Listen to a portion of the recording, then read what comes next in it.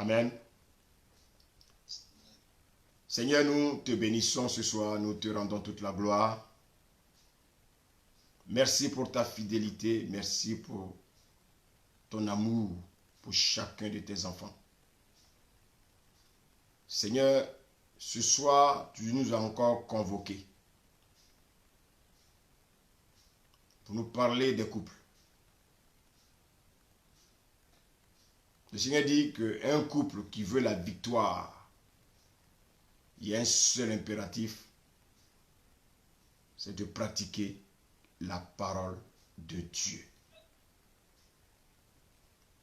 Le Seigneur dit, celui qui veut la victoire dans son couple, de pratiquer la parole de Dieu.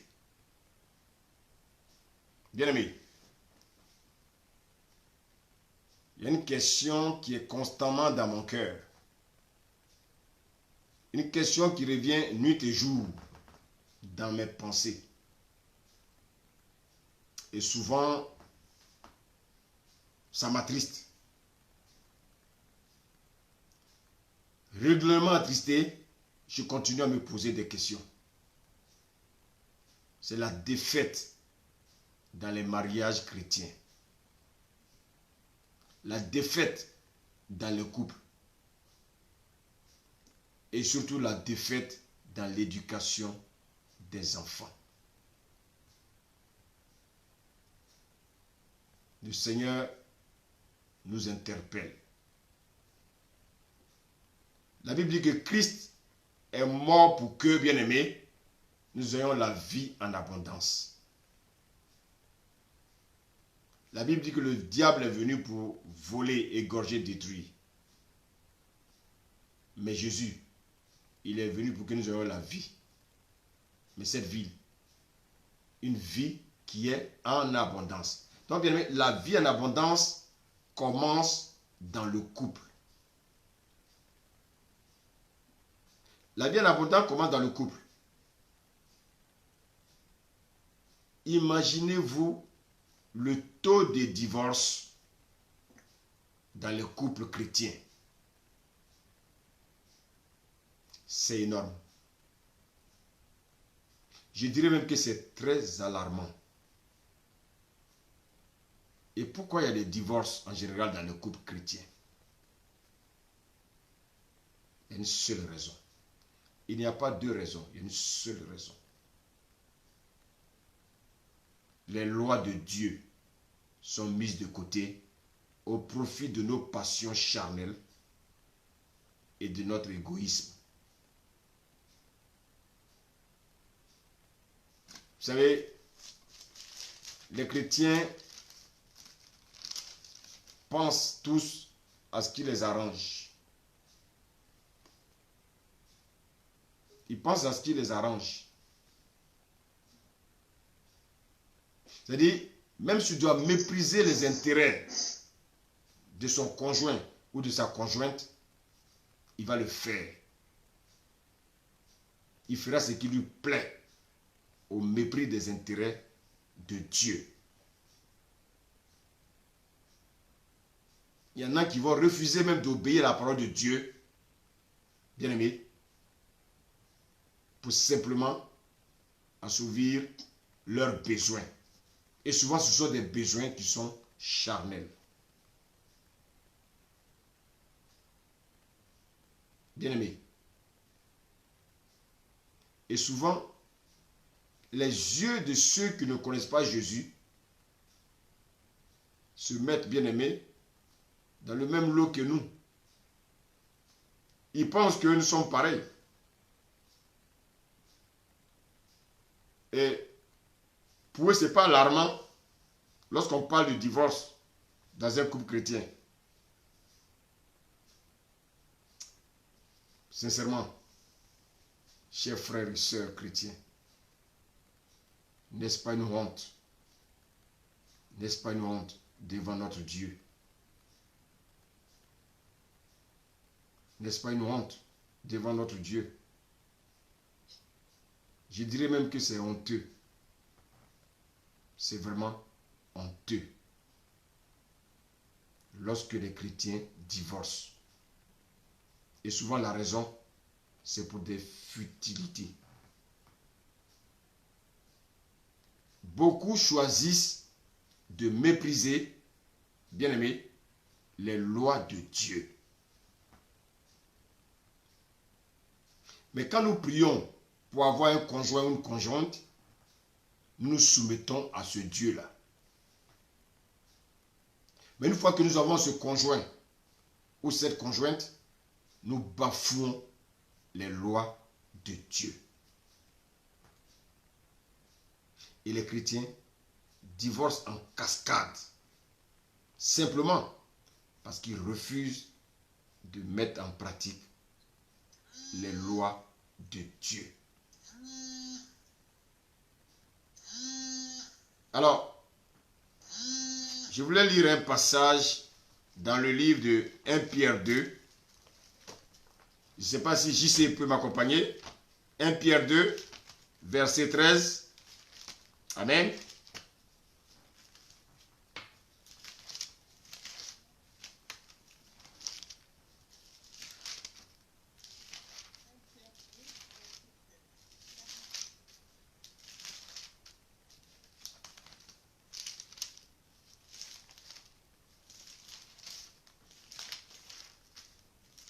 Oui, on y va. 1 Pierre 2, verset 13.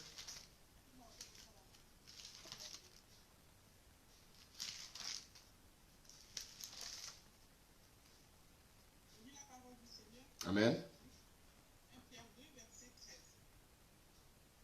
Soyez soumis à cause du Seigneur à toute autorité établie parmi les hommes, soit au roi comme souverain.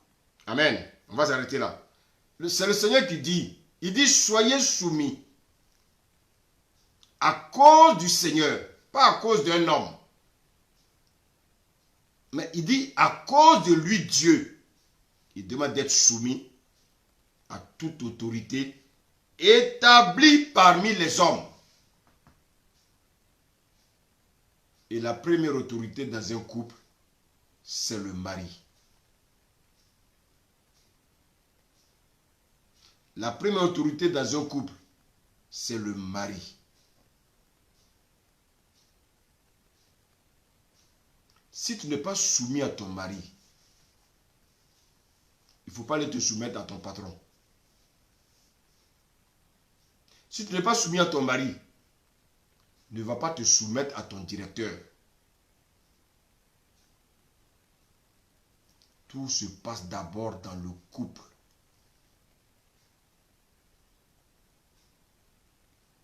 Regardez ce que nous dit le livre de Genèse. Allons dans Genèse.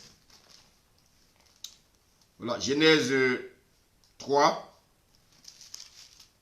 Non, Genèse 2, pardon. On va lire à partir du verset 22. Merci Seigneur. Genèse 3, vous dites encore? Genèse 2, à partir du verset 22. À partir du verset 21. Je lis la parole du Seigneur au nom de Jésus. Amen. Genèse 2, verset 21. Alors l'Éternel Dieu fit tomber un profond sommeil sur l'homme qui s'endormit. Il prit une de ses côtes et referma la chair à sa place. L'Éternel Dieu forma une femme de la côte qu'il avait prise de l'homme et l'emmena vers l'homme. Et l'homme dit, voici cette fois celle qui est os de mes os et chair de ma chair. On l'appellera femme, parce qu'elle a été prise de l'homme. Elle a été prise de l'homme. Vous savez, quand on lit la parole de Dieu, il faut peser les mots. Il faut s'arrêter sur chaque mot. Elle a été prise de l'homme. Donc nous voyons ici que c'est à l'homme que Dieu a donné l'autorité. Vous savez, souvent quand on prêche ce genre de messages, les femmes nous trouvent, pensent que nous sommes des misogynes. Non, nous ne faisons que prêcher la parole. Et donc vous voyez que Dieu, avant de donner la femme à l'homme, Dieu avait donné un ordre à l'homme. Dieu n'a pas donné d'ordre à la femme. Dieu ne s'est pas révélé à la femme. Dieu s'est révélé à l'homme. C'est à l'homme que Dieu a donné les instructions. Et c'est maintenant l'homme qui a donné les instructions maintenant à son épouse. Bien aimé. Parce que très tôt, Dieu avait compris quelque chose d'important. Tu peux lire le verset 18. Verset 18 de la Genèse 2. Oui, toujours. L'Éternel Dieu dit, il n'est pas bon que l'homme soit seul, je lui ferai une aide semblable à lui. Le Seigneur dit, vous savez, ce n'est pas Adam qui a demandé une femme. Non. C'est Dieu qui a confié, bien aimé, sa ressemblance à Adam. Dieu savait que dans la mission qu'il allait confier à Adam, Adam avait besoin d'une aide. Et la mission, Dieu lui a demandé de cultiver et de garder le jardin. Dieu lui a dit de cultiver et de garder le jardin. Alors, bien aimé, Dieu lui a demandé de garder et de cultiver le jardin. Et Dieu savait que cet homme avait besoin d'une aide. Il a sorti la femme de la côte d'Adam. Alors, qu'est-ce qu'on va constater plus tard? Dans le chapitre 3 de Genèse, la Bible nous dit que le serpent va venir vers Ève. Le serpent va séduire Ève. Elle va regarder le fruit.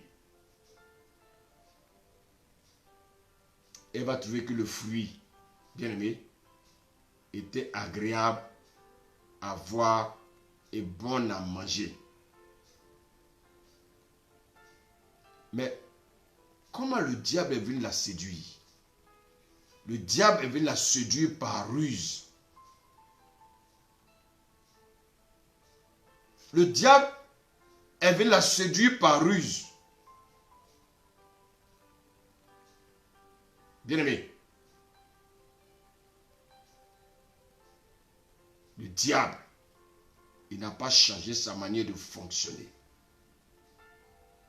Lorsque le diable est venu, bien-aimé, la séduire, qu'est-ce qu'elle devait faire? Elle aurait même pu dire, allons voir mon mari. Ce que tu dis, c'est pas ce que mon mari m'a dit. Allons voir mon mari, tu vas lui expliquer le mensonge que tu es en train de me dire.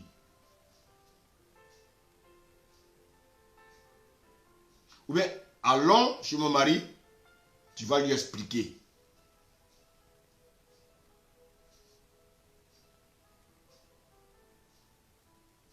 Et il va la séduire en lui disant que lorsqu'elle va manger ce fruit, son esprit va s'ouvrir.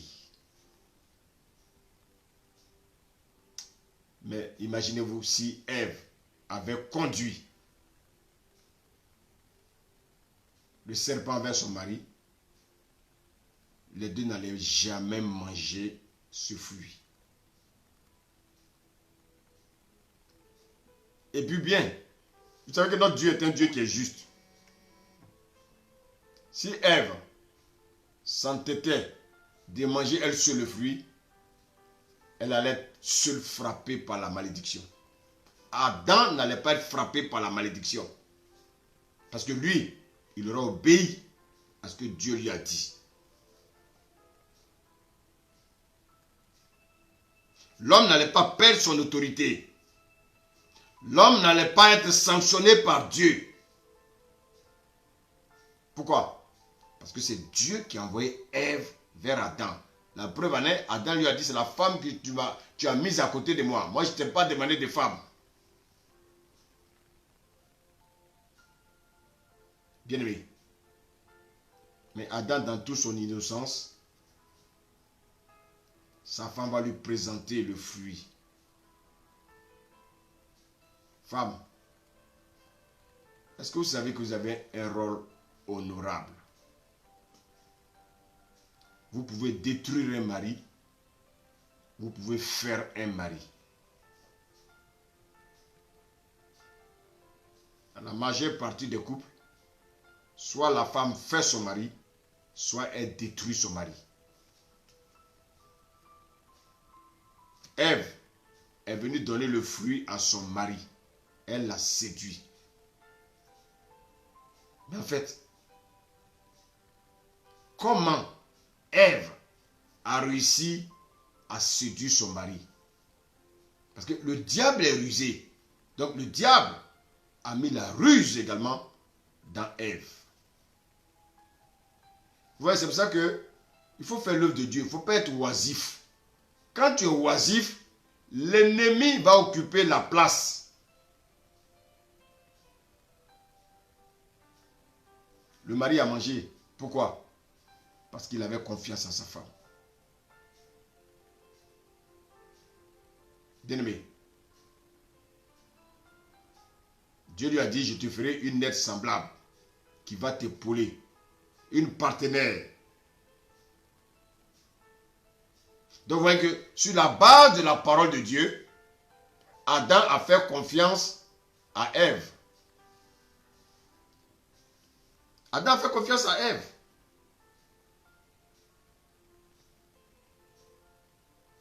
Bien-aimé, comme Adam, malgré les recommandations du Seigneur, a pu tomber dans le piège. Donc vous voyez, de la même manière, le serpent était rusé. Il a utilisé la ruse sur Ève. Il a communiqué cette ruse à la femme. Et qu'est-ce qu'elle va faire? Elle va séduire également son mari en utilisant également la ruse. À partir du moment où son esprit a accepté la ruse du diable, la ruse est entrée en elle. La Bible a dit que Satan est entré en Judas.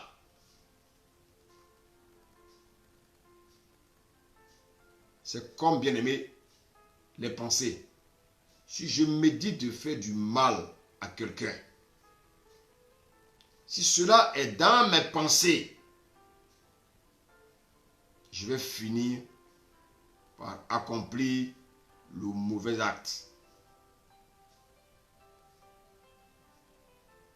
Quand quelqu'un veut tuer, ça commence d'abord par les pensées. Il peut avoir la pensée pendant un mois. Il peut avoir la pensée pendant un an. Mais l'objectif, c'est de le tuer. Bien-aimé, qu'est-ce que le diable va faire? Le diable va tout disposer. Dans la mesure où la ruse est rentrée en Ève, il va tout disposer pour que Ève fasse du mal à son mari.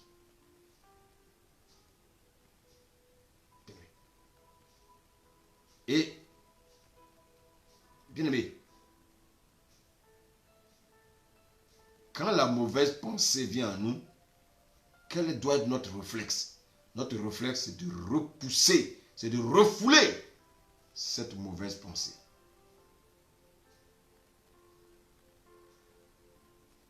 Si tu laisses le mal entrer en toi, tu vas commettre le mal. Si tu laisses l'amour entrer en toi, tu vas manifester l'amour. Ève était sous la coupe de son mari. Elle était sous la mission de son mari, bien-aimé, qui lui était sous la mission de Dieu. Regardez la ruse que le serpent a utilisée pour venir lui dire là qu'elle a posé. Que Dieu, écoutez, regardez bien ce qu'il dit. Il dit que Dieu sait que si vous mangez, vous serez intelligent et vos esprits s'ouvriront. Ève a cru. Adam a donné la parole à Ève. Bien aimé, le serpent est venu donner sa parole. Alors, à quelle parole Ève a-t-elle cru? Est-ce qu'elle a mis sa foi sur la parole de son mari? Non, elle a mis la foi sur la parole bien-aimée du serpent. Bien-aimé. Bien-aimé. Pourtant, son mari lui avait dit qu'il ne fallait pas manger de cet arbre. Et quand le serpent est venu vers elle, qu'est-ce qu'elle devait faire? Elle devait chasser le serpent. Bien-aimé, elle devait chasser le serpent. Mais est-ce qu'elle a chassé le serpent? Donc, Ève étant oisive, c'est pour ça que, bien-aimé, un chrétien ne doit pas être oisif. Un chrétien doit chercher toujours à faire l'œuvre de Dieu. La ruse est entrée en elle. Elle a utilisé cette même ruse pour aller séduire son mari. Et regardez encore un autre exemple. C'est pas de Dieu, on va prendre Genèse 15.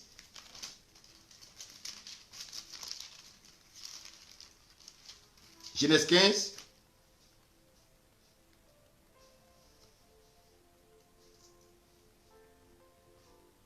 Genèse 15, à partir du premier verset. Genèse 15, je lis la parole. Amen.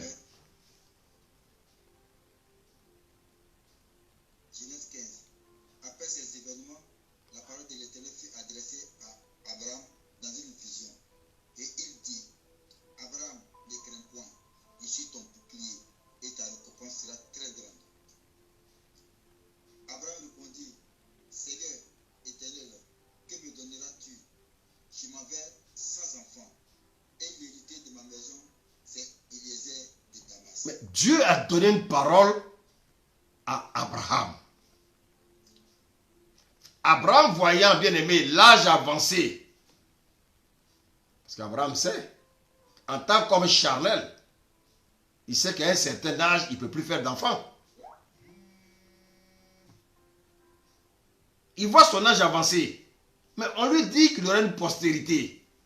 Le Seigneur dit que toute la terre, il aura une multitude, bien aimé, d'enfants. Mais à 75 ans, à 90 ans, 91, 98 ans, Abraham n'a même pas encore un enfant. Bien aimé, mettez-vous à la place d'Abraham. Et c'est là que, bien aimé, ces enseignements-là doivent nous fortifier. Ces enseignements-là doivent nous amener vraiment à croire que notre Dieu est vivant. Ces enseignements doivent nous amener à croire que lorsque Dieu nous donne une parole, bien aimé, on doit attendre. Attends-la. La prophétie, elle va s'accomplir certainement. Mets simplement ta foi en cette parole. Ne regarde pas à ta situation. Ne regarde pas à ton environnement. Ne regarde pas à ton âge. Ne regarde pas à ta situation. Mais regarde à celui qui t'a parlé, Jésus-Christ de Nazareth. Bien-aimé. Et voici Abraham, bien-aimé. Abraham est peiné. Abraham est dans une situation qu'il ne comprend pas. Il a reçu une parole pour lui dire qu'il allait avoir des enfants. Et jusqu'à un certain âge, Abraham n'a même pas encore un enfant. C'est comme les chrétiens quand ils viennent dans l'église. Lorsqu'ils reçoivent des paroles de prophétie, si 1 mois, 2 mois, ils ne voient pas, qu'est-ce qu'ils font? Ils retournent dans le monde. Notre Dieu, ce n'est pas un magicien. Notre Dieu, ce n'est pas l'argent en vitesse. Non. Notre Dieu, il est un Dieu des temps et des circonstances. Avec Dieu, nous devons marcher par la foi. Avec Dieu, nous devons être patients. C'est dans la patience que Dieu agit dans nos vies. Ce n'est pas dans la précipitation. Avant que Dieu ne te bénisse, Dieu va d'abord te conduire au désert. Au désert, qu'est-ce qu'il va faire? Il va parler à ton cœur. Dieu va commencer à te donner la manne. La manne, c'est quoi? La manne, c'est la parole.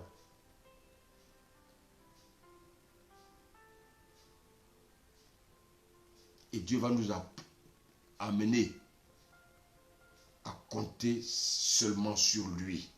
Dans le désert, il n'y avait pas de nourriture. Donc le peuple d'Israël ne pouvait simplement compter sur Dieu. Et Abraham ici était mis à l'épreuve. On va continuer la lecture, serviteur.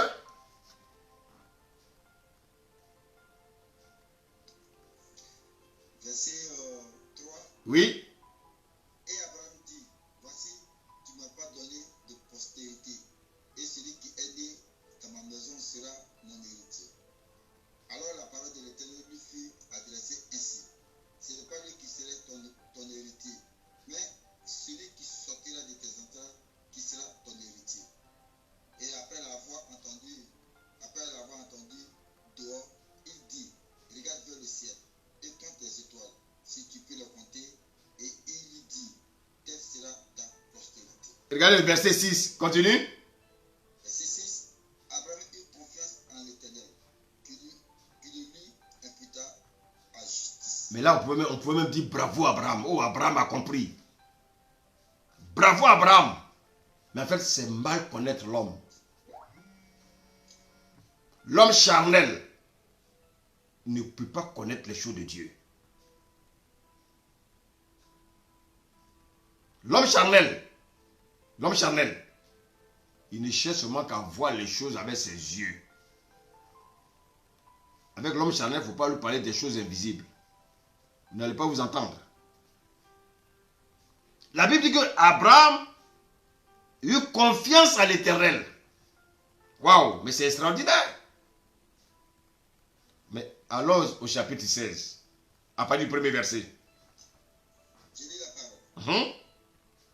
Sarai, femme d'Abraham, ne lui avait point donné d'enfant. Elle avait une servante égyptienne nommée Agar. Et Sarai dit à Abraham, voici, l'Éternel m'a rendu stérile. Tiens, je te prie, vers ma servante. Peut-être aurais-je par elle des enfants. Abraham écouta la voix de Sarai. Regardez. Comment toi tu peux dire, peut-être qu'au travers de ma servante, j'aurai des enfants. Mais attends, Sarah, faut pas raisonner là. Regardez bien, écoutez bien le message ce soir. Ce qui s'est passé dans le jardin. Ce qui s'est passé dans le jardin, bien-aimé, va suivre tous ceux qui sortiront d'Adam.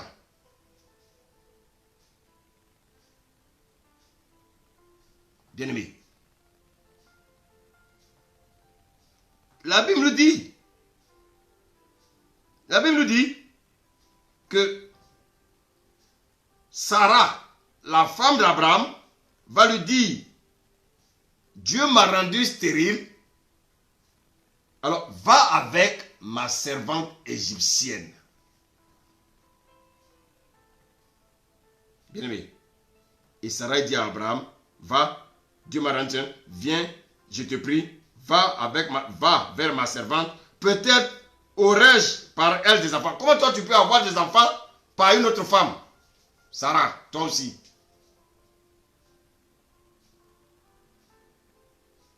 Et la Bible nous dit quoi? Verset 3, serviteur.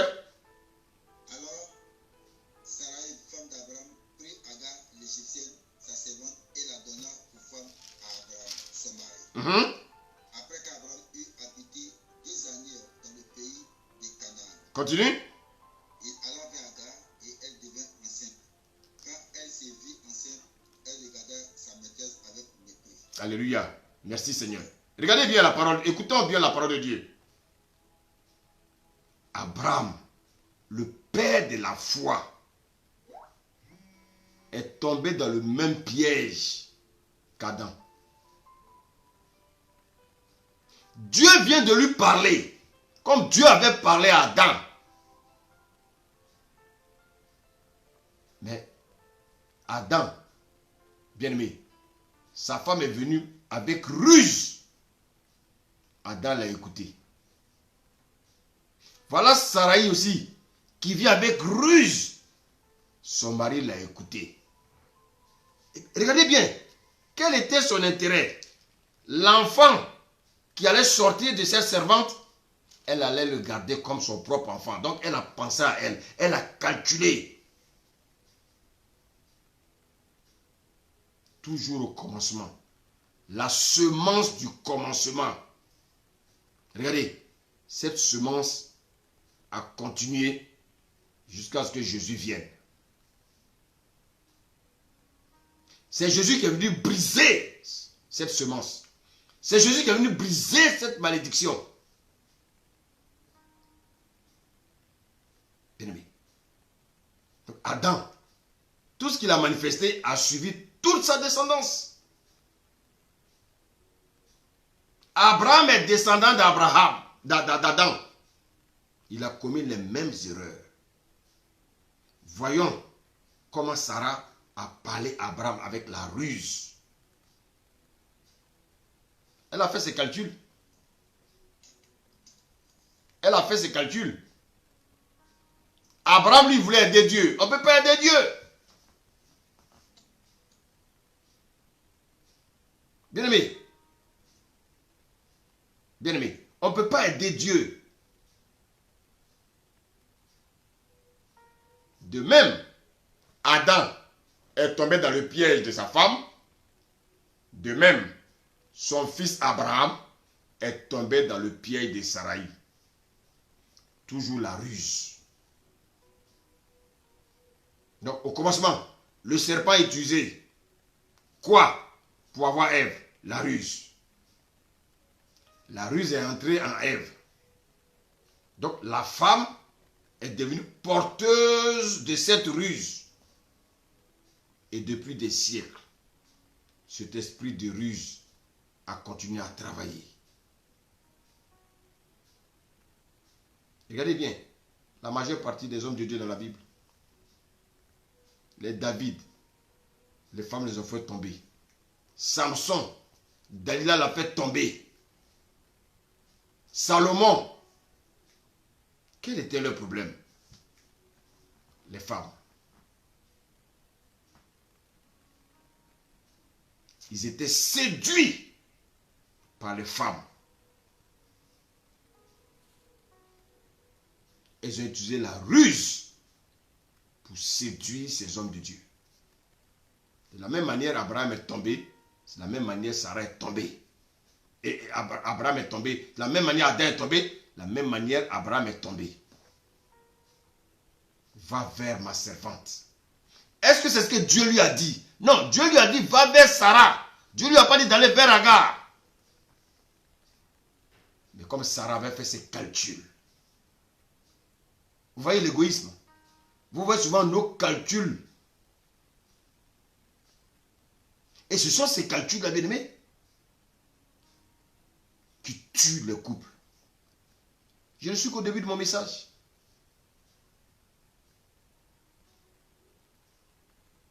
On va lire un passage, Matthieu 18. Verset 19, serviteur. Matthieu 18, verset 19. Amen. Matthieu 18, verset 19. Je vous dis encore que si deux d'entre vous s'accordent sur la terre pour demander une chose quelconque, elle leur sera accordée par mon Père. Si deux d'entre vous s'accordent à me demander une chose sur la terre, mais bien aimé, le couple commence par deux personnes. Monsieur et madame. Vous savez, notre Dieu n'est pas un Dieu de désordre. Notre Dieu est un Dieu d'ordre. Dieu dit si deux d'entre vous. Donc, dans le couple, il y a monsieur et madame. Avec Dieu, on ne fait pas les choses au hasard. Regardez bien ce que nous dit Ecclésiaste 4, 12. Ecclésiaste 4, verset 12. Ecclésiaste 4, 12. Amen. Amen.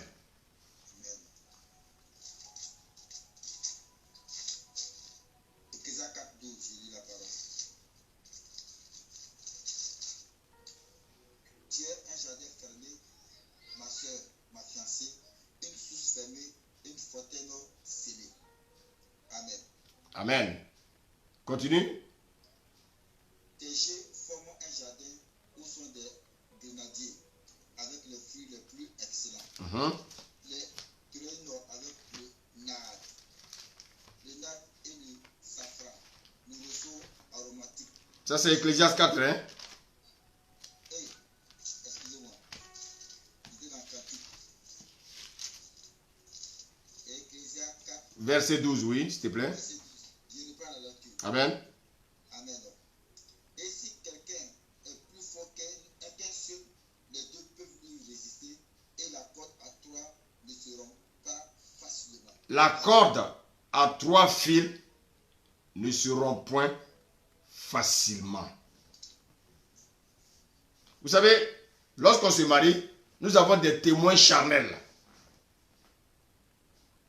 Mais quand on a un problème dans le couple, les problèmes charnels là, les témoins charnels ne peuvent pas régler nos problèmes. Parce que eux-mêmes, leurs problèmes sont plus que nos problèmes.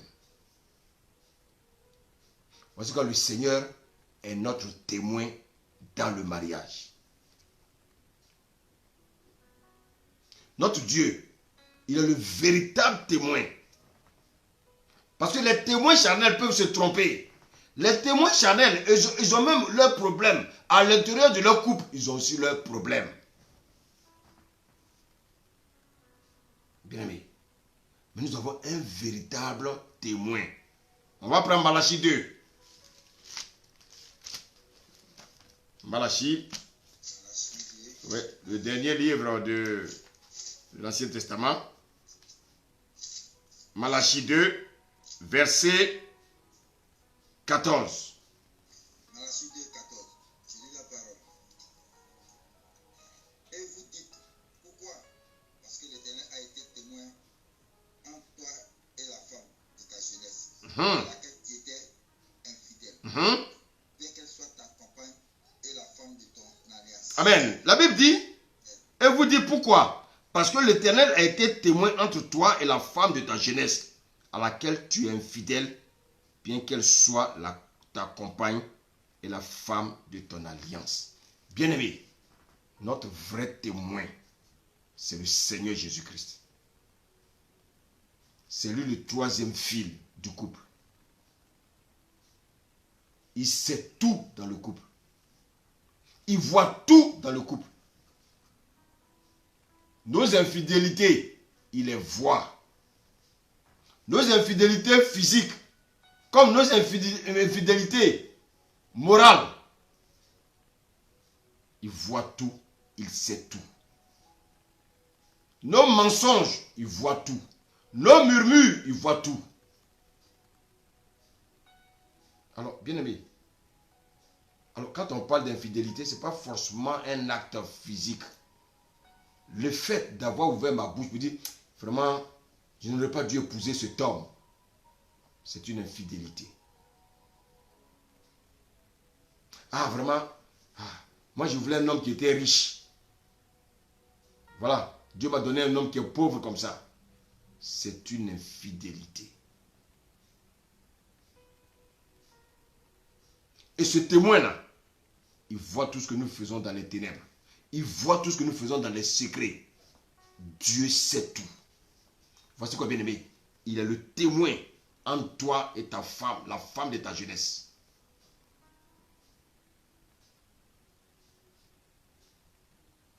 Chaque fois où nous avons regretté notre mariage, nous avons commis l'infidélité. Chaque fois où vous avez dit, mais c'est quelle femme Dieu m'a donnée là? Tu es en train de commettre une infidélité. Non, tu es en train de dire à Dieu que Dieu s'est trompé. Chaque fois où tu as méprisé ton conjoint, tu es en train de dire à Dieu qu'il s'est qui n'a pas fait le bon choix.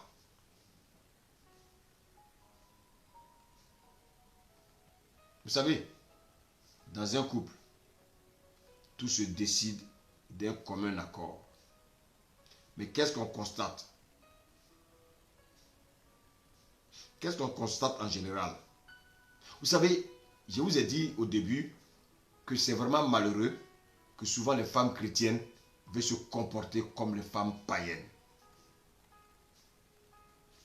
Écoutez mon message, je ne suis pas un misogyne, mais je dis la vérité parce que, bien aimé, pas mal de problèmes viennent des femmes. Je ne dis pas que totalement les femmes, les hommes. On aura un jour de parler de vous. Mais aujourd'hui, je vais parler un peu des femmes. C'est des conseils que je donne aux femmes.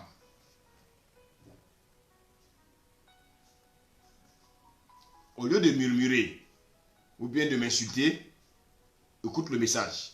Ça va t'aider dans ton couple. Ça va te montrer tes faiblesses. Et puis ça va t'aider à préserver ton couple. Parce que ça fait honte quand les païens entendent que les chrétiens divorcent à tous les carrefours. Faire des mariages pompeux.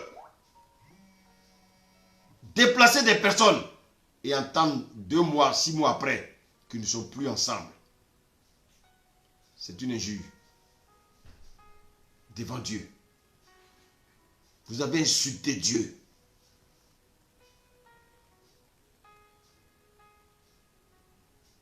Bien-aimé. Femme, tu veux mener une action. Tu réfléchis, tu fais le tour de tout ce qui t'arrange et puis tu vas l'imposer à ton mari. Réfléchissons ensemble. Hein? Réfléchissons ensemble.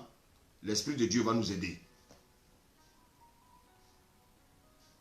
Donc tu réfléchis, tu planifies, tu fais le tour, bien aimé, tu veux mener une action, tu planifies tout, et puis maintenant tu vas l'imposer à ton mari.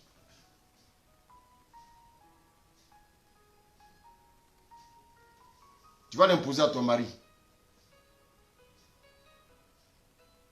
Bon, maintenant, tu allais l'imposer à ton mari, et ton mari te dit non. Et s'il te dit non, qu'est-ce que ça va susciter? Des disputes. Mais pourquoi ton mari t'a dit non? Parce que le projet que tu allais lui imposer, tu ne l'as pas soumis au Seigneur. Tu dis que tu es chrétienne. Soumets toutes choses d'abord au Seigneur. Avant de le soumettre au Seigneur, tu dois d'abord soumettre à qui? À ton mari. Parce que la volonté de Dieu peut être la volonté de ton mari. Parce que ton mari, c'est ton autorité. Mais les femmes de aujourd'hui, vous ne pouvez pas entendre ça. Mais c'est la vérité. Vous ne pouvez pas changer. Ton mari est ton autorité.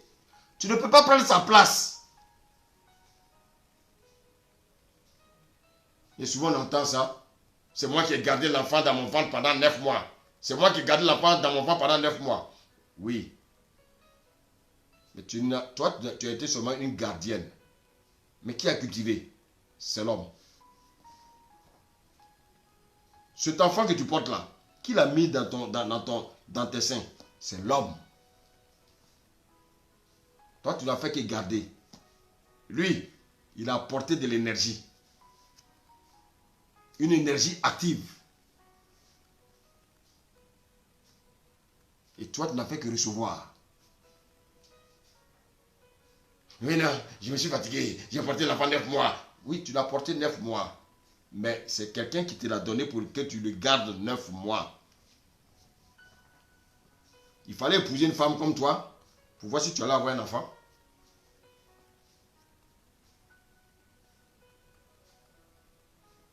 Après, c'est pour vouloir chercher les choses artificielles. Non, ça ne marche pas avec Dieu.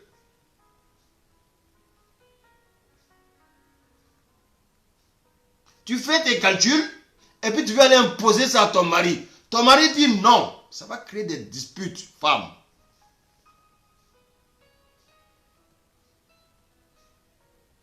Est-ce que vraiment Christ habite en toi? Mais si Christ habite en toi, tu dois connaître une parole. Serviteur, lis-moi 1 Corinthiens 11, verset 3. 1 Corinthiens 11, verset 3. Je lis la parole. Amen. Je veux cependant que vous sachiez que Christ est le chef de tout homme, que l'homme est le chef de la femme, et que Dieu est le chef de Christ. Ah, notre Dieu est un Dieu d'ordre. Il dit, écoutez-moi bien, hein, c'est pas moi qui ai écrit la Bible là. C'est pas moi. Moi, on m'utilise seulement pour prêcher. Celui qui m'utilise là, lui il parle au travers de moi, c'est tout. Moi je ne sais rien. Il dit, je veux. Le Seigneur dit, il veut. C'est un vœu. Il dit, je veux. Cependant que vous sachiez, comme tu étais dans l'ignorance, le Seigneur dit, maintenant tu dois savoir. Mais je dois savoir quoi? Que Christ est le chef de tout homme. Et l'homme est le chef de la femme. Et que Dieu est le chef de Christ. Imaginez-vous Christ bafouer Dieu. Ça existe? Imaginez-vous Christ qui refuse de se soumettre à Dieu. Parce qu'il est conscient que Dieu est son chef. Et la même Bible te dit, femme, que ton mari est ton chef. Tu dis tu ne veux pas. Tu refuses. Parce que toi tu es une femme moderne. Parce que tu as des diplômes. Oui, tu as fait PhD. Oui, parce que tu travailles aux Nations Unies. Oui, parce que tu travailles dans une banque où tu es expert comptable. Tu refuses que ton mari soit ton autorité. Le Seigneur dit, ton mari, même si c'est un balayeur, même si c'est un balayeur de rue, ton mari est ton chef.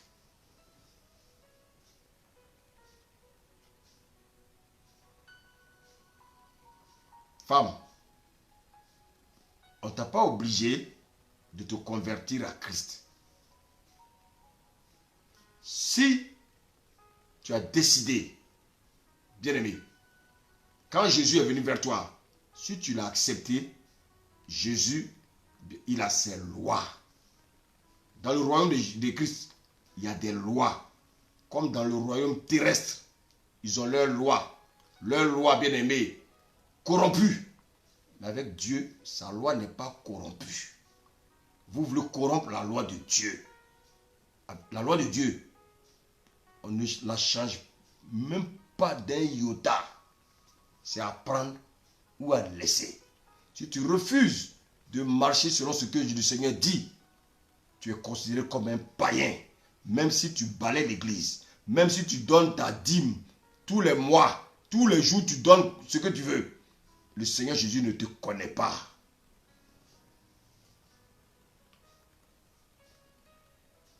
Regardez bien ce qui se passe dans le couple chrétien.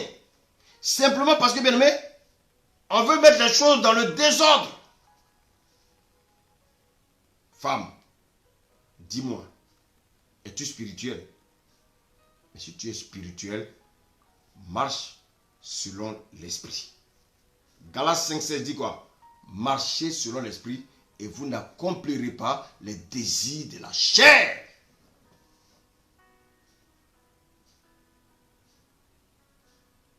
Mais regardez bien.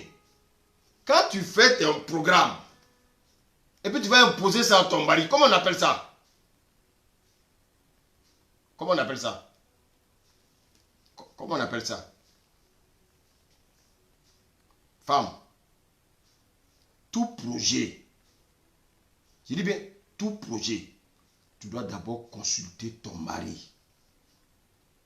Parce que ton mari, c'est ta référence. Tu as tes projets, tu fais le tour de ce qui t'arrange, et puis tu vas lui imposer. Non, ça ne marche pas. Si tu es vraiment une femme spirituelle, tu dois être une femme de prière. Si tu es une femme spirituelle, donc tu es une femme qui a une intimité avec Dieu, va l'exposer à ton Dieu. Femme, tu prends une décision, tu en parles à ton mari, et ton mari te dit non, tu te fâches. Ça veut dire que tu n'as pas pris la peine de prier.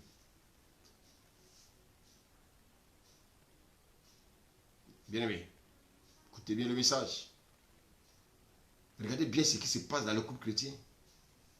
C'est le monde en envers. C'est comme si c'était la Bible renversée.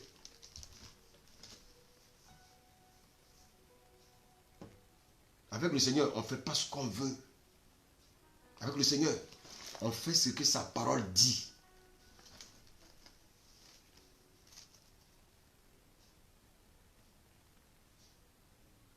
Tu as un projet. Tu as un projet. Va devant ton maître. Va devant ton autorité. Va devant ton chef. Et changer. Mais ne fais pas ton projet pour venir l'imposer. Il aura la guerre. Il aura la guerre. Ah oui. Il aura la guerre. Surtout dans nos pays ici en France où quand le mari va dans un supermarché avec sa femme, elle a son calepin, le mari aussi a son calepin. Honte à vous. On va compter des centimes dans un supermarché. Ça, c'est en France. 10 centimes, 5 centimes, on calcule 5 centimes. Mais gare à un conjoint, s'il arrive et puis il y a un centime qui manque. Wouh! Oui, ça se passe ici en France. Ah oui, ici les gens connaissent la valeur de l'argent.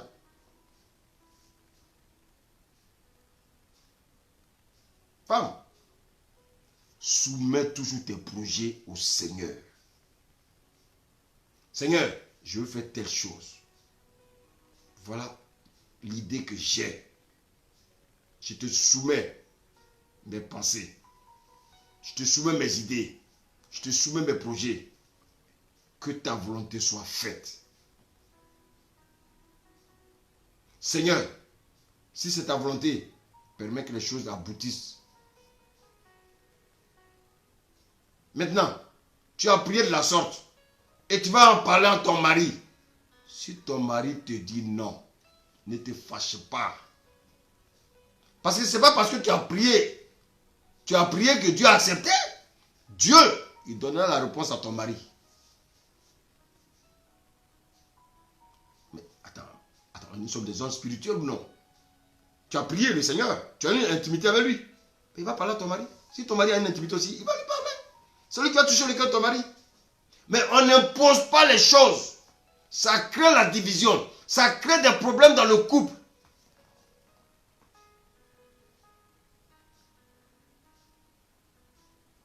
Tu dis que tu as prié Dieu. Si ton mari te dit non, mais sa réponse peut être la réponse de Dieu.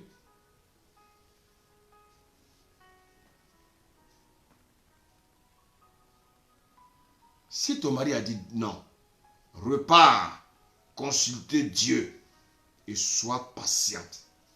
Si Dieu est avec toi, tu verras que ton mari reviendra sur sa décision. Les choses se font dans la paix. Les choses se font dans la sagesse. S'il te dit non, c'est la réponse de Dieu. S'il te dit oui, c'est la réponse de Dieu. C'est ça, marcher par l'esprit. Bien-aimé. On finit de décider et puis on vient simplement informer le mari. Mais il n'est pas ton esclave. Non, il n'est pas ton esclave. Toi, tu viens simplement l'informer. Non, non, non, ça ne marche pas comme ça. Voici pourquoi il y a des problèmes dans le couple. Tu as simplement vu tes intérêts.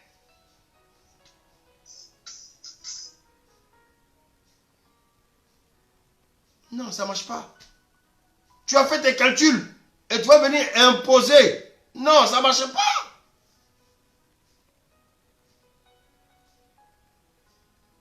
Tu peux penser avoir un bon projet à tes yeux. Mais devant Dieu, ce n'est pas bien.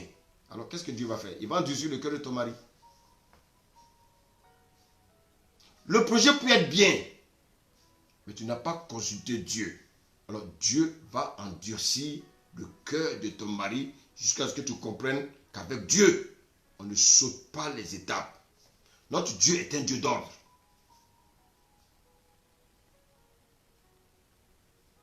Tu vas aller prier. Dieu va te conduire vers ton mari. Avec Dieu, c'est de l'ordre. Ce n'est pas le désordre. Et quand tu seras dans la disposition de la prière, Dieu va disposer le cœur du mari. Il va te faire patienter.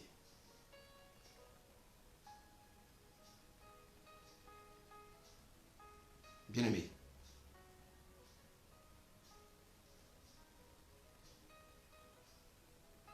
Tu veux que toi et ton mari vous achetiez une voiture. Ou bien toi, tu veux acheter une voiture. Il faut d'abord parler à ton Dieu. D'abord. Il faut toujours commencer par Dieu.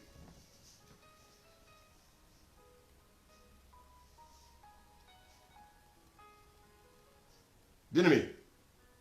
Ah chérie, je veux acheter une voiture. Oui, c'est pas mauvais. Mais est-ce que tu as consulté Dieu? En toute chose, il faut consulter Dieu.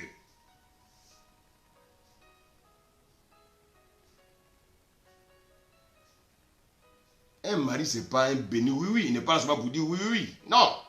Ce n'est pas un accable. Non.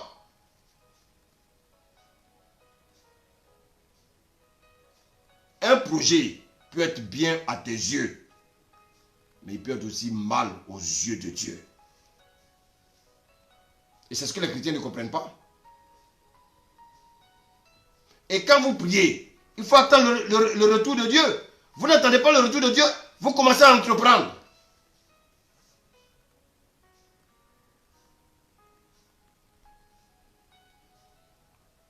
Attention aussi aux hommes qui veulent souvent prendre la place de Dieu.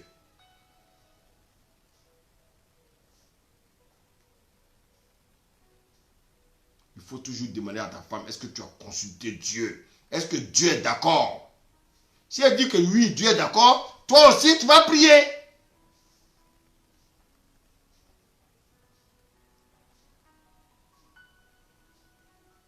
On a déjà une voiture. Tu veux une voiture parce que le voisin ou la voisine a acheté une autre voiture. Non, ça ne marche pas. Parce que devant Dieu, on appelle ça la convoitise. Bien-aimé, avec Dieu, il ne faut pas se précipiter. Si c'est urgent, c'est Dieu qui traite les urgences. Aucun être humain ne peut traiter une urgence. Et ça, malheureusement, les chrétiens n'ont pas compris. Que c'est notre Dieu qui traite les urgences.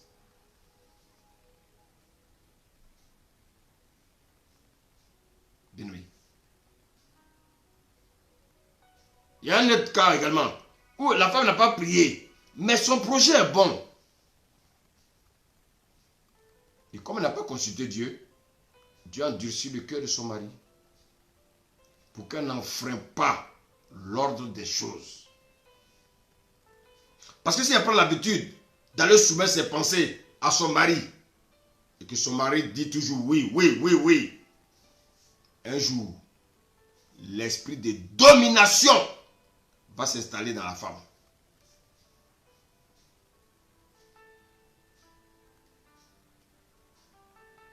Dieu veut que la femme aille se soumettre toujours à lui. Il veut conduire la femme à aller vers son mari pour libérer le cœur du mari. Bien-aimé, Dieu n'est pas contre les projets. Mais il ne faut pas que ce soit des projets égoïstes. Pensez seulement à soi. Quand il y a toujours des projets, c'est seulement toi tes projets. C'est seulement toi pour tes projets. Mais l'autre conjoint, lui n'a pas de projet.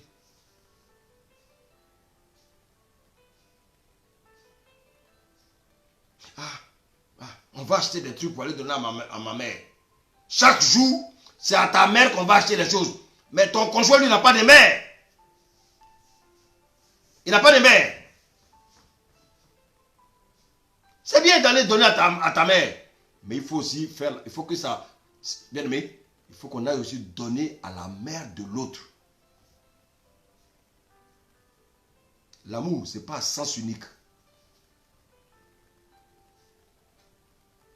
Bien aimé, l'amour, ce n'est pas à sens unique. Et malheureusement, on fait les choses à sens unique. Et voilà pourquoi il y a des disputes dans le couple.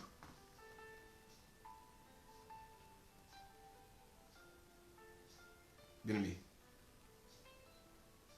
nous devons tout soumettre entre les mains de Dieu.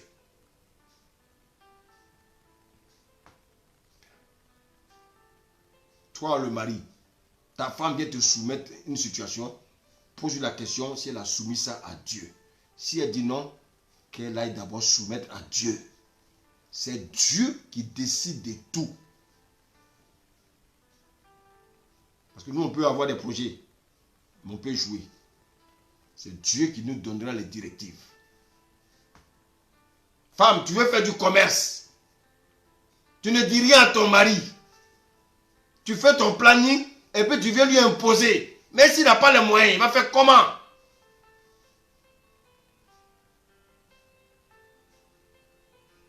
Et quand il va te dire qu'il n'a pas les moyens, ça devient des disputes. Tu ne prends pas soin de moi. Tu ne t'occupes pas de moi. Depuis que tu m'as épousé, tu ne m'as jamais rien donné. On va commencer à réciter les problèmes qu'on a connus même avant le mariage. Bien-aimé. Bien-aimé. La Bible dit, si deux d'entre vous s'accordent. Donc, bien-aimé, dans tout ce que nous devons avoir comme projet dans le couple, accordons-nous. Mettons les pieds à genoux et consultons notre Dieu. On ne fait pas les choses chacun de son côté. Non! Ça, ce n'est pas le mariage. Le mariage n'est pas égoïste. Bien-aimé. Bien-aimé. Il faut prier avant d'exposer une situation. Il faut d'abord prier. Ah oui, je veux que mes enfants aillent dans telle école. Oui. Ah non, c'est une école de renommée. Oui, mais ceux qui ont fait l'école publique, il y a des présidents qui sont sortis de là. L'école publique, ce ne sont pas les animaux qui sont là-bas, ce sont les enfants des gens qui sont là-bas. Mais si ton mari n'a pas les moyens pour aller acheter l'école privée, tu veux qu'il fasse quoi?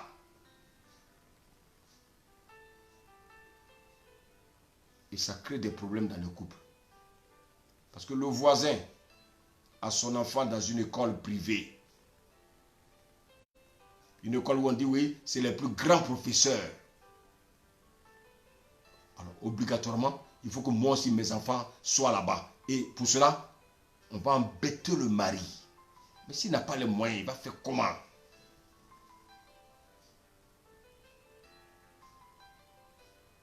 Et par convoitise, le divorce s'ensuit.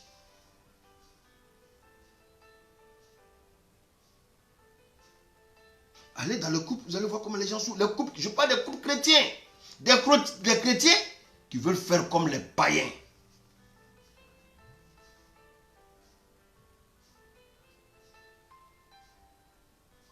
Tu connais ton salaire. Tu connais le salaire du mari. Tu veux aller acheter des choses chères pour tes enfants. Mais s'il n'en a pas, il va le faire quoi? Il va le voler. Et ça devient des disputes. Mais femme, il y a des chaussures dans les magasins. Tu n'es pas obligé de faire comme les autres.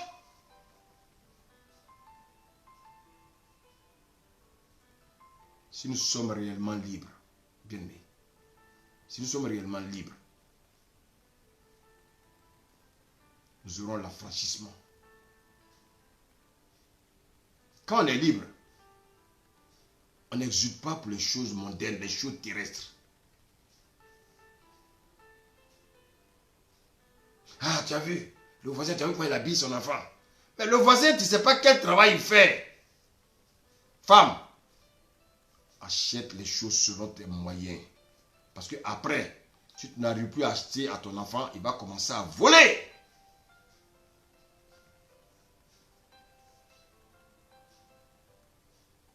Achète, habitue tes enfants avec les moyens que tu as. Ne crée pas de problèmes dans le couple parce que tu veux que ton enfant ressemble à l'enfant du voisin. Si le voisin a une voiture et que moi j'ai une mobilette, mais c'est parce que mes moyens peuvent acheter une mobilette, tu veux que j'aille m'endetter pour acheter une voiture? Non, femme. Un chrétien n'est pas dans la convoitise.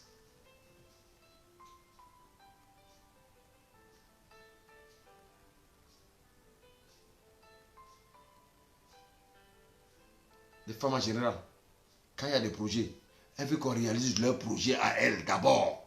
Mais non, femme, mais pourquoi pas ton mari qui est l'autorité? Chrétiens, écoutez ce message. Les couples chrétiens souffrent parce que chacun ne veut pas se mettre à sa place. Parce qu'on se comporte comme les hommes du monde. On se comporte comme les hommes du monde. On veut avoir les choses des hommes du monde. On veut faire comme eux. Alors qu'on n'a pas les moyens comme les hommes du monde. Ah non, tu as vu le voisin? Ah, son fils, il est dans telle école. Oui, c'est dans cette école. Oui, il y a l'école là-bas, il y a les enfants des ministres. Mais moi, je ne suis pas ministre.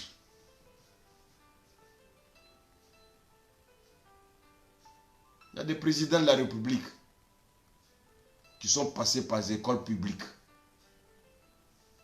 L'enfant peut être dans une école chère, une école de renommée. Et puis redevenir être un drogué. Revenir être un enfant qui est perdu. Il faut faire les choses selon la volonté de Dieu. Il ne faut pas vivre au-dessus de ses moyens chrétiens. Femme, c'est toi qui as toujours des projets. Et les projets là, oui, il faut qu'on fasse ça pour moi. Il faut qu'on fasse ça pour moi. Mais ton conjoint, lui, on ne fait jamais rien pour lui. Et après, quand ça ne va pas, lui, on le jette à la rue. Et puis toi, tu gardes tout. C'est qu'il a fait son propre argent. Il ne peut même pas en bénéficier.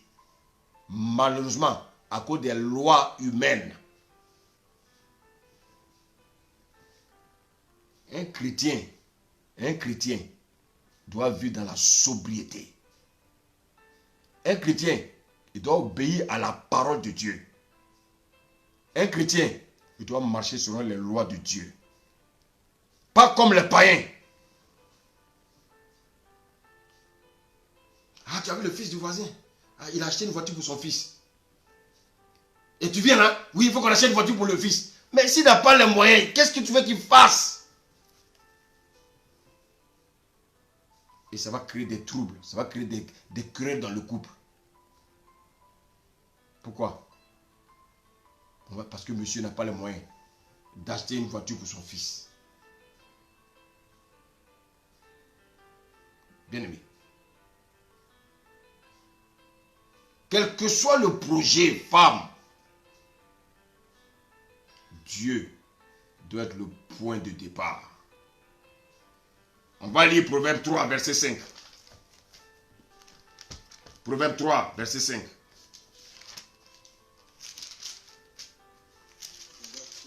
Verset 5.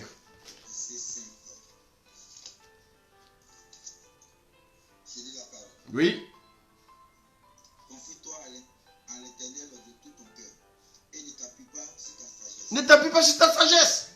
Confie-toi en l'Éternel de tout ton cœur et ne t'appuie pas sur ta sagesse. Parce que la sagesse humaine, bien aimé, nous conduit à la mort.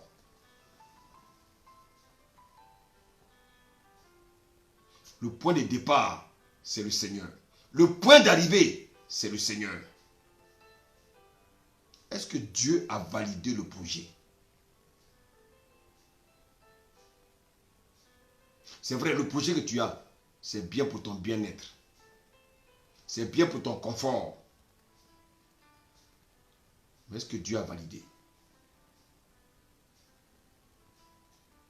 Ah oui, bon, il faut qu'on voyage là. Il faut qu'on voyage. Il faut qu'on achète les billets d'avion pour tous les enfants. Oui. Vous avez reçu une entrée d'argent. C'est bien. Mais est-ce que vous avez demandé à Dieu si vous pouvez voyager?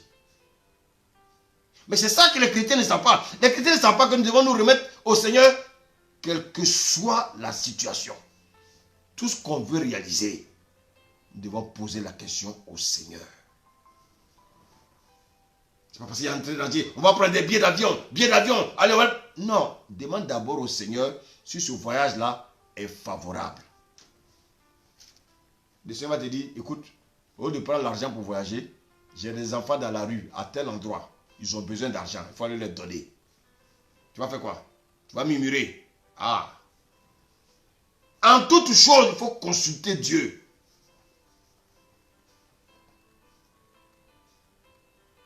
Ah non, mais le voisin, chaque année, ses enfants vont aux États-Unis. Donc, toi aussi, tu vas aller t'endetter, aller être en découvert, aller prendre même un crédit pour payer des billets d'avion pour voyager. Toi, tu n'es pas un chrétien. Tu es un chrétien.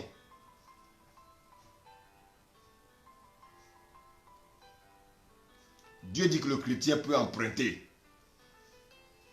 On a écouté déjà ce message là du serviteur JC. Un chrétien il peut prêter, mais pas emprunter.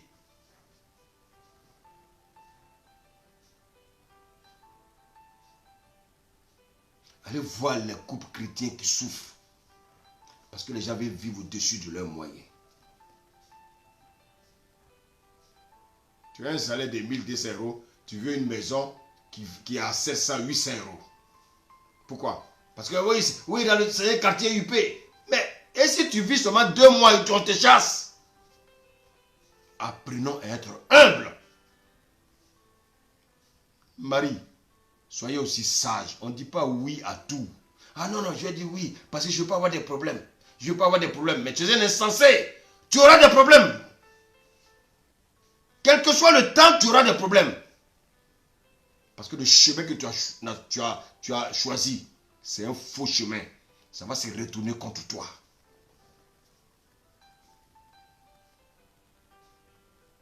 Bien-aimé. Bien-aimé. Je peux avoir des projets. J'ai tous les moyens. Mais je dois d'abord consulter Dieu. Je me lève. Je dis bon, je vais faire du commerce. Mais avant de faire ton projet de commerce là, viens demander d'abord à ton mari, viens lui exposer ton projet. Mais tu ne fais pas tes calculs, tu lui dis j'ai besoin d'argent parce que je vais commencer le commerce. Non, ça ne se fait pas. Il aura des querelles.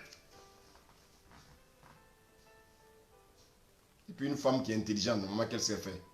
Chérie, je t'associe au programme. Peut-être même que ça va libérer un peu son cœur. Mais vous devez faire ça seul. Alors que vous êtes 2.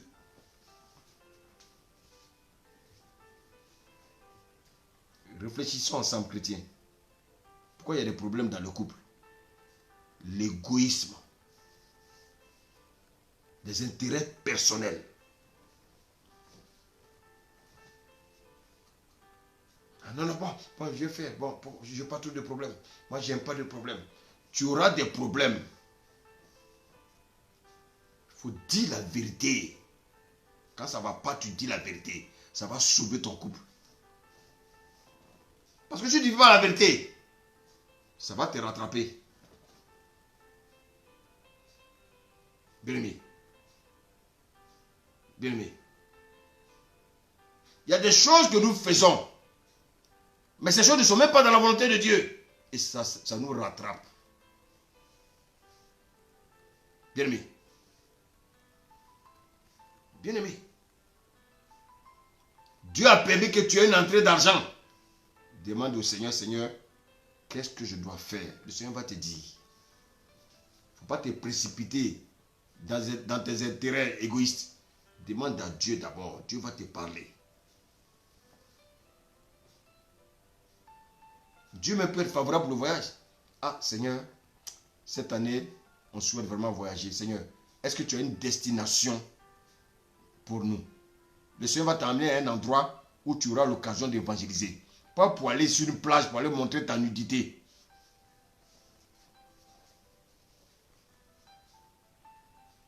Si c'est la volonté de Dieu, il va disposer. Mais parce que je vais aller à Washington, parce que oui, mon voisin, il y a 2 ans, est parti à Washington. Ça, Dieu n'est pas dans des choses comme ça. Voici pourquoi, en toute chose, nous devons consulter Dieu.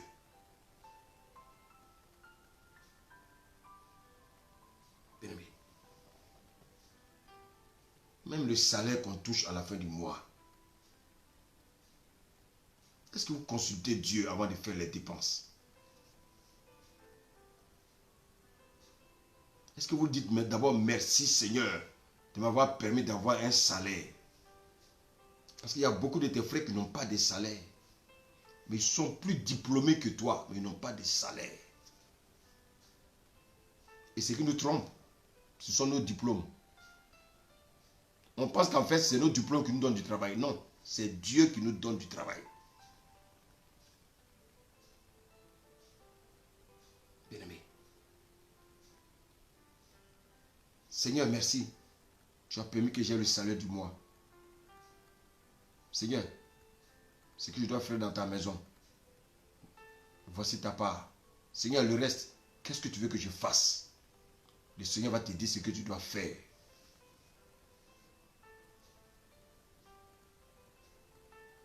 Parce que souvent, vous rentrez dans des dépenses qui ne conviennent pas à votre budget et vous créez des problèmes. Seigneur, toi-même conduis toutes choses. Seigneur, évite-moi toutes sortes de découvertes sur mon compte. Seigneur, j'ai eu mon salaire. Je te bénis pour cela. Seigneur, j'ai des dépenses. Aide-moi à les régler selon ta volonté. Il y a combien de chrétiens qui font ces prières-là? Non, non, non. C'est pas important. Ils sont trop intelligents. Et, tu vois, à partir du 5 du mois, tu n'as plus rien. Parce que tu voulais gérer toi-même. Tu n'as pas prié. Tant que Dieu ne te donne pas de réponse, tu attends. Donc Dieu, il parle. Il y en a parce qu'ils ont travaillé. C'est leur dû. Ah, c'est mon argent. Mais qui t'a permis d'avoir ça? Les hommes du monde, eux, ils ne connaissent pas Dieu. Ils font ce qu'ils veulent. Mais toi, tu es un enfant de Dieu. En toute chose, confie-le au Seigneur. Les gens du monde, eux, ils remercient leur diplôme. C'est à cause de mon diplôme que j'ai ce poste. Quel est l'esprit qui les anime?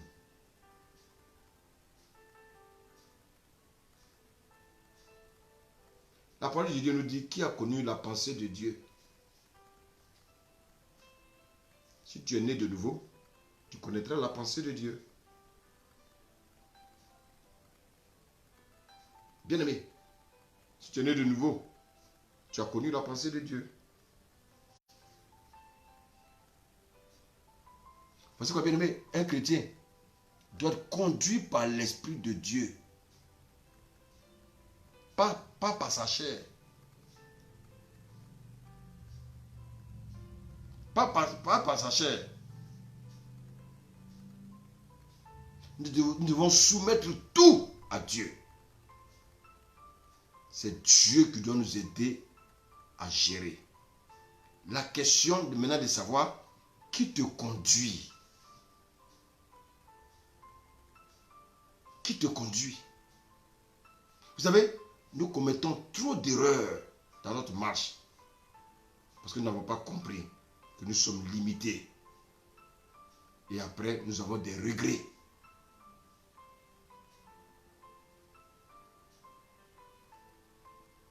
La Bible nous dit dans le livre de Romains 8, verset 11, on va lire.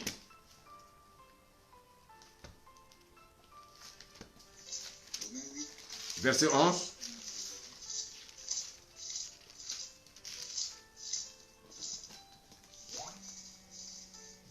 Romains 8, verset 11. Amen, oui. Amen.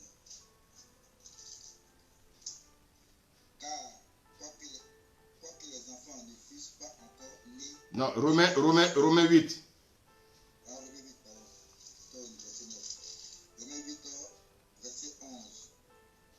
Et si l'esprit de celui qui a ressuscité Jésus d'entre les morts habite en vous, celui qui a ressuscité Christ d'entre les morts rendra aussi la vie à vos corps mortels par son esprit qui habite en vous. Amen. Qui a ressuscité Christ d'entre les morts? C'est le Père.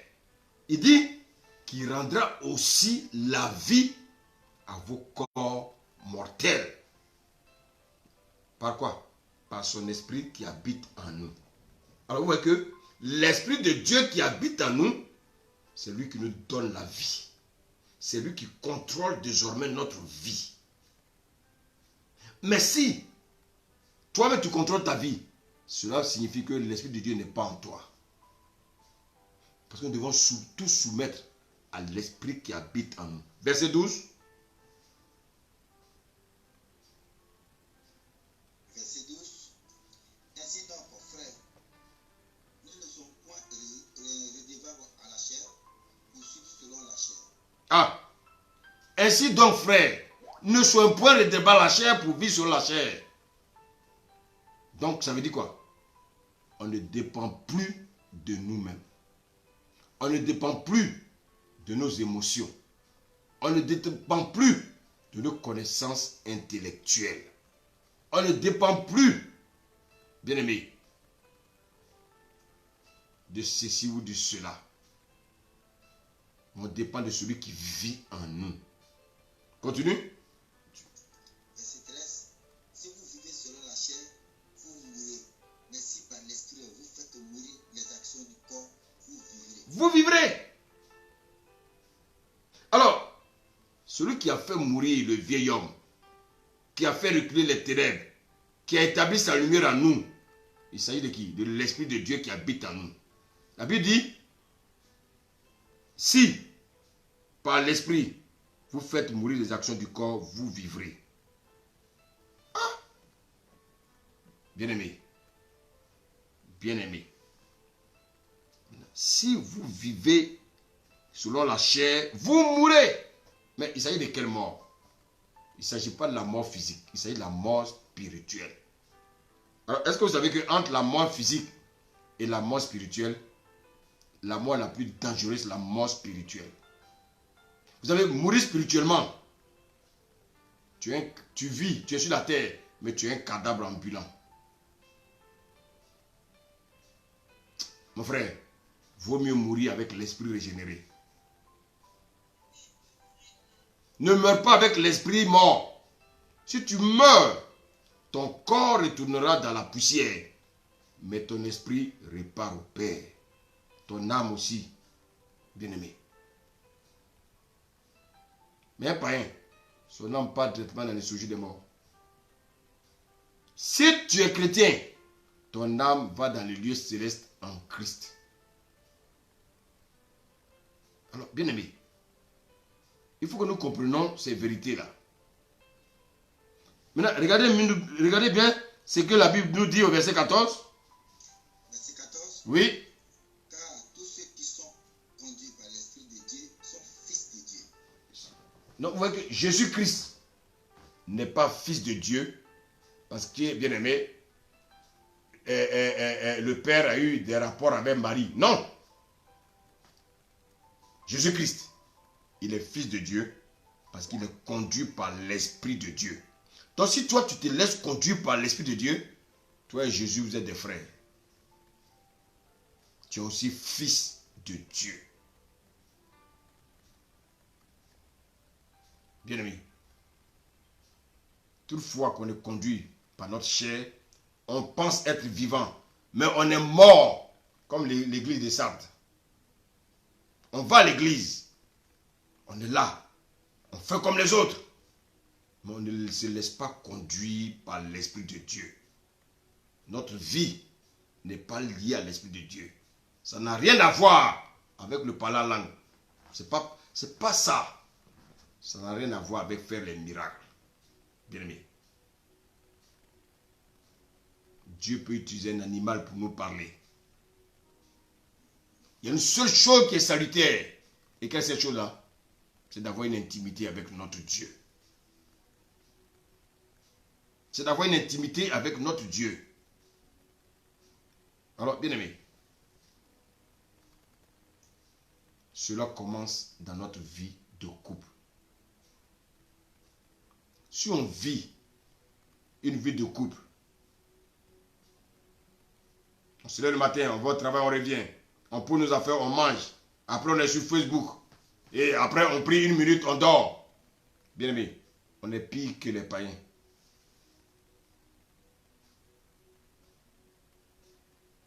C'est-à-dire dans toutes les gymnastiques quotidiennes, Dieu n'a pas sa part.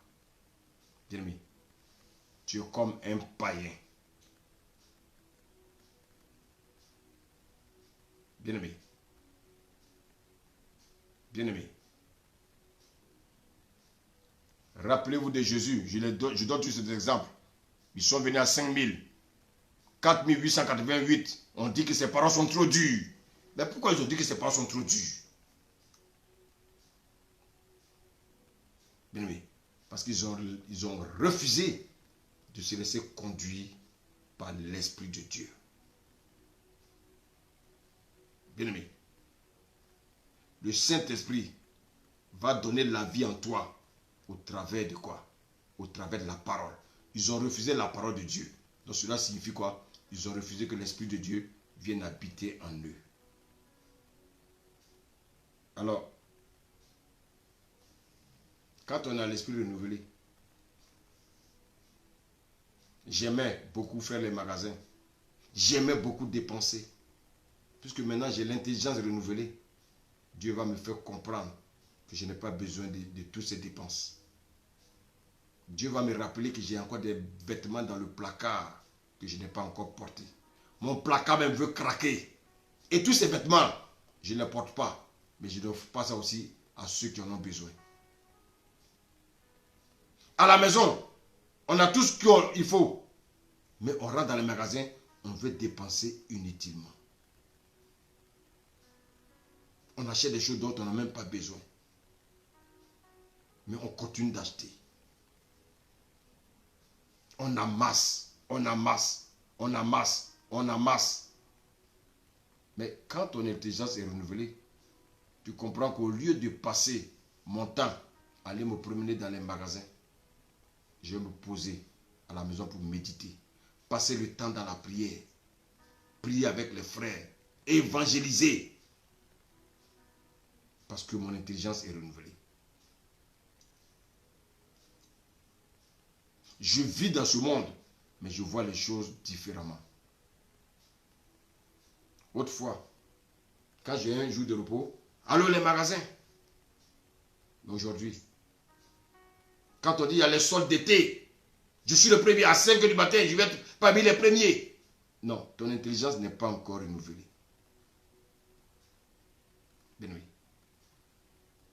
Pourtant, les soldes l'année dernière, tu n'as même pas encore fini de porter les vêtements du solde l'année dernière.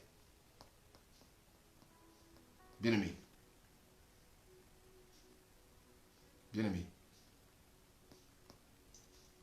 Nous marchons tous par la chair. Aujourd'hui, Christ est venu mourir à la croix. Il est venu nous crucifier, le vieil homme. Bien-aimé. Qu'est-ce que nous devons faire? Nous devons maintenant écouter Christ. Tous les rois d'Israël ont échoué. Ils ont tous bien commencé. Mais la majeure partie, ils ont tous échoué. Pourquoi? Parce que soit ils avaient des intérêts égoïstes, soit ils n'ont pas eu de femmes pour les guider. Donc, le sacrifice de Christ est venu pour que nous changions, bien-aimés, de mentalité. Bien-aimés, Adam a mangé, le péché est entré. Pourquoi Dieu n'a pas arrêté? Parce que Dieu ne se dédie point de sa parole. Sa parole est une sémence. C'est comme un fondement. Si tu as bâti un foyer, bien-aimé, tu as bâti une entreprise, tu as bâti une affaire sur le mensonge, 20 ans après, si tu rencontres Jésus, ça va s'écrouler. C'est pour ça que beaucoup de personnes, quand on leur annonce l'évangile, ils ne veulent pas bénir. Parce qu'ils savent que là où ils ont acquis leur richesse, s'ils viennent à Christ, ça va s'écrouler. Parce que Christ ne bâtit pas sur des fondements qui sont faux. Pourquoi les riches, quand on leur parle de Jésus, ils ne veulent pas? Pourquoi souvent nos parents, ils ne veulent pas venir à Christ? Ils disent qu'ils acceptent Christ des bouts des lèvres. Mais ils ont fondé leur vie sur quelque chose d'autre. Voici pourquoi, bien aimé, lorsque vous avez quelqu'un qui a son père qui est riche, et il commence à accepter le Seigneur, les affaires de son père commencent à dégringoler. Voici quoi, bien aimé, quand le père n'est pas dans le Seigneur, il commence à combattre tous ceux qui donnent leur vie au Seigneur. Parce qu'ils voient leurs calculs, ils voient que leurs affaires vont tomber. Le couple, ce soir, c'est ce que je voulais vraiment partager avec vous. Consultez Dieu en toutes choses. Les femmes, sachez votre place. Vous pouvez avoir de bons projets, mais ne venez pas imposer les projets. Priez et venez convaincre votre mari. Échangez paisiblement avec lui. Si c'est des projets que Dieu accepte, Dieu permettra que ces projets soient exaucés. Mais lorsque vous venez imposer, ça va créer des disputes. Beaucoup de couples sont brisés à cause du fait qu'il y a un conjoint ou une conjointe qui est dans un intérêt égoïste. Marchons par l'esprit. Marchons selon la parole de Dieu. Ne disons pas que oui, nous sommes en France, donc il y a les lois. Non, bien aimé, les lois de Dieu sont au-dessus des lois de la France. Les lois de Dieu sont au-dessus des lois de tous les pays. Et nous, en tant que chrétiens, nous devons marcher selon les lois de notre royaume. Et chaque fois que nous marcherons avec les lois de notre royaume, nous serons des vainqueurs, nos familles seront des vainqueurs, nos couples seront des vainqueurs et nos enfants iront de l'avant dans la joie, dans la paix, en adorant le Seigneur, bien-aimé, dans la joie et dans la paix. Seigneur, nous te disons merci ce soir. Seigneur, tu nous as révélé que s'il y a des problèmes dans le couple, c'est parce que malheureusement, les gens désobéissent à la parole. Les gens refusent de mettre en pratique ta parole lorsque ça ne les arrange pas. Seigneur, il n'y a pas de choix. Soit nous acceptons de marcher avec toi, et toi tu es le témoin de notre mariage, soit nous refusons d'obéir à ta parole, et Satan devient notre témoin. Et Satan étant comme témoin, il vient pour faire voler en éclats ce que tu as bâti, ce mariage. Seigneur, nous avons besoin de toi ce soir. Je voulais prier, Seigneur, pour tous les couples. Tous les couples aujourd'hui, Seigneur, qui connaissent des problèmes. Oui. Des couples où il y a l'égoïsme. Les couples où il y a les disputes. Les couples où chacun pour soi. Seigneur, je te prie, révèle-toi, révèle-toi, révèle-toi, révèle-toi à chaque conjoint. Afin qu'il revienne à toi totalement. Seigneur, là où l'ennemi a installé les disputes, je vais chasser tout esprit de dispute. Au nom de Jésus, Seigneur, prends le contrôle de ce couple. Prends le contrôle de ce couple, Seigneur, qui souffre. Ce couple qui souffre, Seigneur, prends le contrôle. Prends le contrôle. Prends le contrôle. Prends le contrôle. Merci. Parce que tu restaures le couple ce soir. Tu restaures le couple ce soir. Tu restaures le couple ce soir. Tu as dit que personne ne sait pas ce que toi, Dieu, tu as joué. Merci. Merci. Merci. Parce que tu renouvelles l'intelligence. Tu renouvelles l'intelligence de tes enfants dans le couple. Merci Jésus. Que ton règne vienne et que ta volonté soit faite. Au nom de Jésus. Amen.